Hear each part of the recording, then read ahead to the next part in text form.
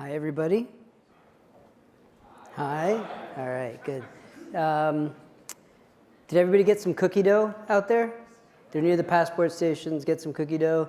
And the pineapple thyme water, if you haven't had it, it's really good. All right, so I'm going to talk a little bit about actually CB Insights and where we're going. There's about, I think, 50% of the people at the conference are our clients, and I don't get a lot of opportunity to get 50% of our clients in a room, so we're going to talk about that.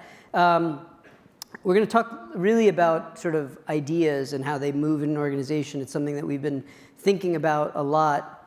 So this idea of where do great ideas come from, and what we've kind of been trying to understand, because it's good for our business, candidly, is how do you move ideas in large organizations, right? And so we've kind of learned, I think, a bunch of things that work and what doesn't.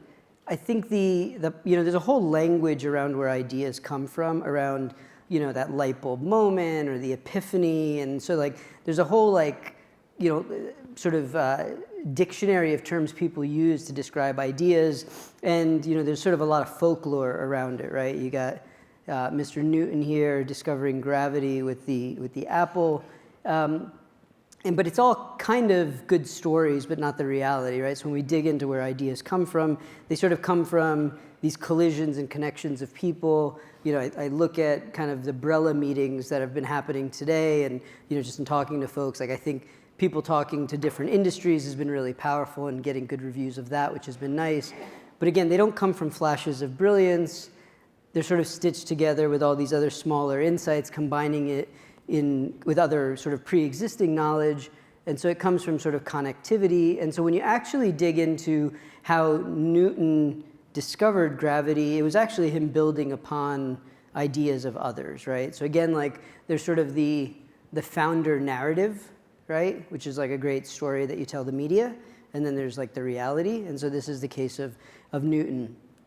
So great ideas are also not enough. So in massive organizations, how do you move ideas? So I think there's a couple of things that we've learned for ourselves and that we wanted to share.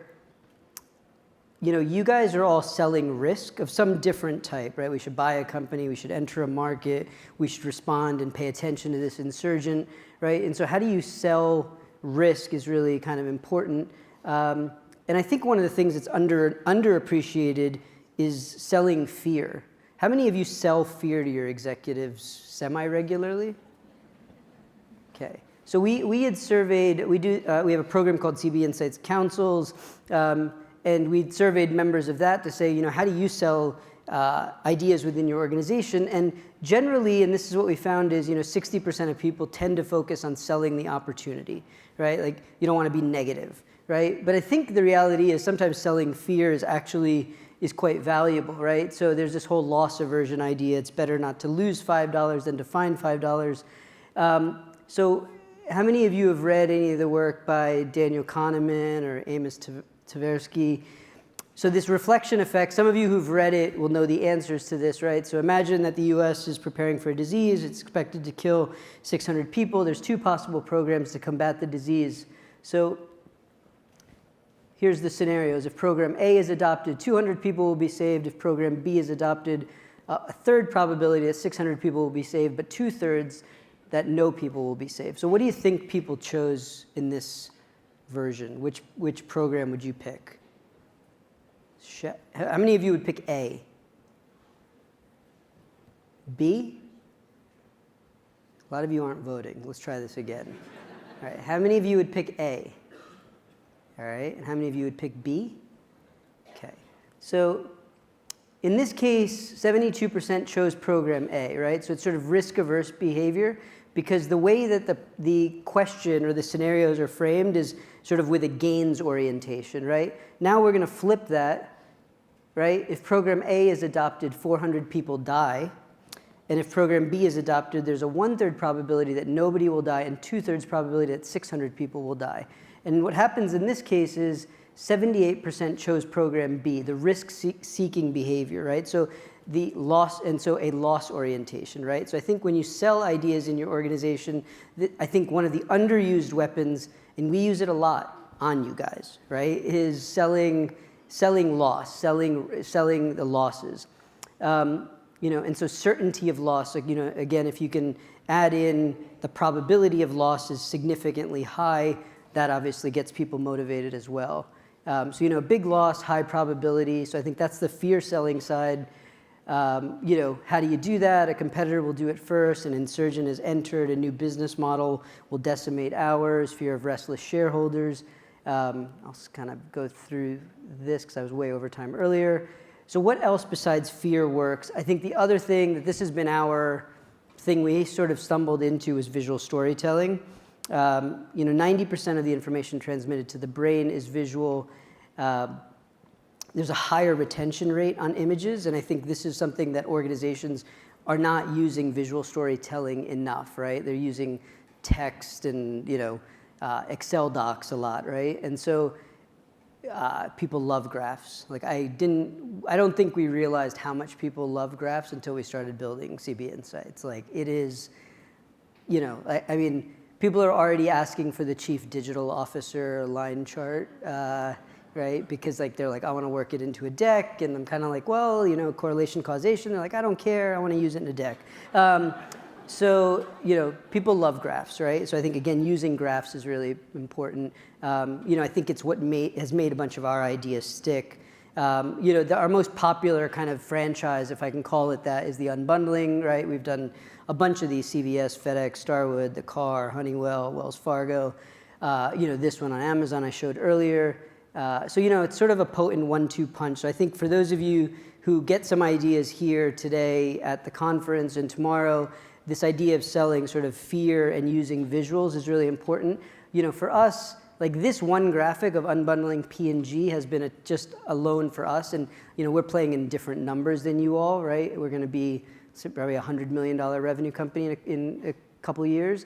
But this one graphic was a $10 million graphic for us, right? Again, like this had both fear and the visual storytelling built into one thing. So again, I think using these two tools is really powerful. So, so what are we building? I think I wanted to just go through some of the things that we're working on and get, your feedback after this session or over the course of today and tomorrow, sort of thinking about how do we build this sort of platform to help you grow.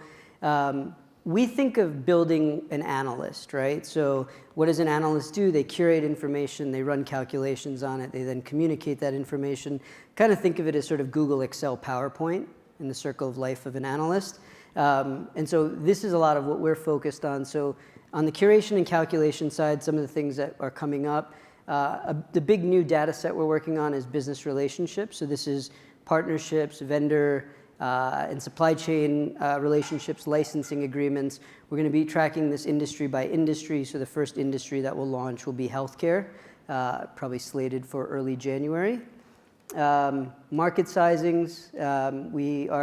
If you're familiar with Wall Street consensus estimates, we're essentially doing that for market sizing. So we are taking a programmatic approach to aggregating market sizings and now have 13,000 plus market sizings, taking a bunch of industry analysts and building a consensus industry analyst estimate. The big thing we're working on is kind of how to centralize your build, buy, partner decisions.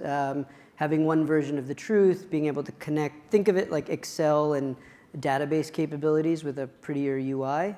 Tying people to organizations, managing your funnel, whether you're a VC, M&A, biz dev group. So a lot of what we're focused on here. The market landscaping, press a button, get your market map built. So we've built some stuff here. And then on the communication front, notes on mobile and sort of it's not lost in spreadsheets and emails. The workflow piece. I think the thing that I'm most excited about, which we launched just yesterday, are these dossiers on companies. So you just click a button, and now you'll get kind of this full deck on a company, all interactive, so it's always updating with the data. So, I have a quarterly meeting that I need to update our competitors, what's going on. It's all like live data there. Wealth management, go into industries, right? So you can get sort of a full industry view. What we're working on, the thing that I'm really excited about here is this. So we're actually building technology to interpret graphs, so that way we can write your headlines for you, right? So you can sort of tell you like what's meaningful about a visualization, and so you don't have to, our goal is to sort of do your PowerPoint for you, or a lot of it for you, hopefully, and make your life easier. mobile, present, it's all interactive. So, and then beyond the platform, some of you in the room are councils members. If you are the head of your group, generally SVP, EVP, or higher, we do this thing called councils. Our next one, Curtis from Samsung is here. He's been nice enough to let us host at Samsung. So we'll be in Samsung in February. That is the topic. If you're interested, please find me. These are some of the members of councils. And then the other big thing we're launching is what we're calling CBI Scout. This is basically, clients were coming to us and saying, listen, I use CB Insights and then I go and have to talk to these companies. So how can we actually help you do all that? I think, our approach here is a little bit different, and I'll probably highlight number 3 and 4. So helping you source companies to work with as partners, as investments, as M&A, and then the algorithmic filtering, and I'll just walk through that a little bit. In 2015, we'd worked with the New York Times to predict 50 future unicorns. 48% have gone on to become unicorns, right? So, and this is using an algorithm we've built called Mosaic. There's not a single VC you could put up against that algorithm that would have a better hit rate. So I think, helping you with signal to noise and getting you in front of the right companies is something that we've spent a lot of time on. We were actually funded by the National Science Foundation, so that was the first thing that we'd built with that NSF grant. And then the other big thing is on sourcing, right? So the second bullet, I think, here is what's important. The newsletter is a weapon for clients.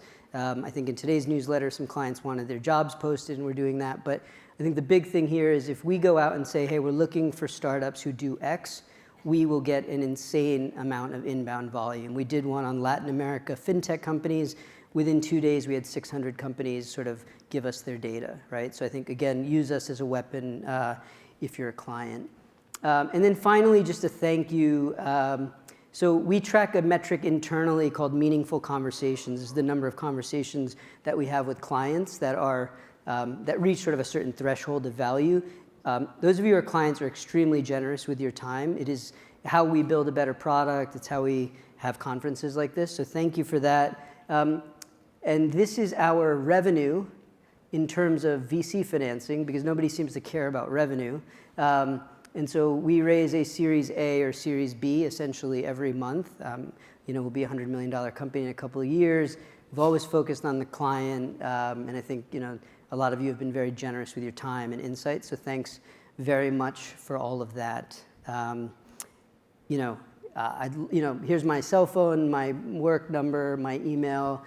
If you have questions, if you have ideas on things we can help you with, please come find me at any time. I have heard some questions. We're going to send out all the decks later today, so you will have those. But that is all, so thanks again, and I'm going to let Cam take it away from here. Thank you.